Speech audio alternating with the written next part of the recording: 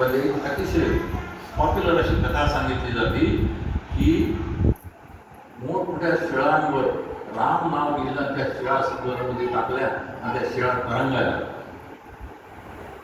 एक त्यामध्ये एका संशोधकाने हे केलं की पहिली गोष्ट तर ही चुकीची गोष्ट आहे.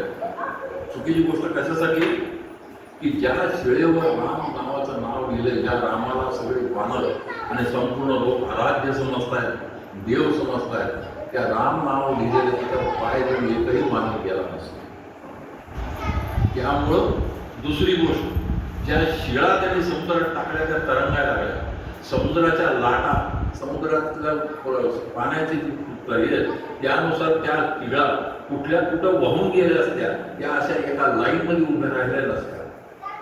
त्यामुळे ही कथाच्या ऐवजी सगळ्यात महत्वाची गोष्ट आहे की ते तंत्रज्ञान त्या नल आणि निलांना माहिती होतं की पाण्यामध्ये कशा प्रकारे बांधकाम करायचं आणि कशा प्रकारे टिकवायचं.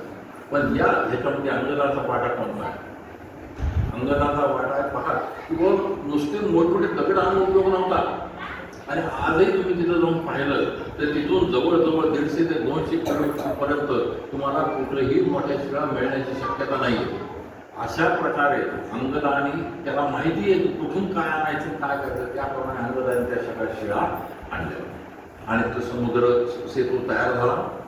सेतू तयार झाल्यानंतर सगळं सैन्य लंकेच्या दारात पोहोचलं. प्रभू रामचंद्र आपल्या सैन्याशी तर पोहोचले, एकदम हल्ला केलेला नाही. 2 शिष्ट आहेत. एक शिष्ट ही श्रीकृष्णाची आपल्याला माहिती आहे. पांडवांच्या बरोबर कौरव पांडवाचं युद्ध होऊ नये म्हणून धृतराष्ट्राच्या दरबारामध्ये केवळ कमी 5 गवऱ्या त्याच्यावर हे मारतील असं सांगण्यासाठी श्रीकृष्ण गेले होते. आणि दुसरी शिष्ट इथे आहे. रामाने सगळी तयारी झालेली, शस्त्र सगळे तयार आहेत, फक्त रामाने याचा हल्ला म्हणायची वेळ आहे. परंतु रामाने केलं नाही. सगळ्या आपल्या जे विभीषण, सुग्रीव, नल, नील, जांबवन, त्यानंतर हनुमान, लक्ष्मण, सुग्रीव, अंगद या सगळ्यांचे मीटिंग झाली. आणि मीटिंग झाल्यानंतर रामाने प्रस्ताव मांडला की युद्ध सुरू करण्यापूर्वी एकदा रावणाकडं शांतीचा प्रस्ताव पाठवा. आणि अशा प्रकारचा प्रस्ताव पाठवण्याची वेळ आली. त्याच्यामध्ये पुन्हा विचार सुरू झाले की हा प्रस्ताव घेऊन जाणार कोण? विभीषण जाऊ शकत नाही. त्या विभीषणाला गेला रावण त्याला सोडणारच नाही याची सगळ्यांना खात्री. सुग्रीव स्वतः राजा आहे, एक राजा दूत म्हणून जाऊ शकत नाही. त्यानंतर जांबवंताची गोष्ट आहे.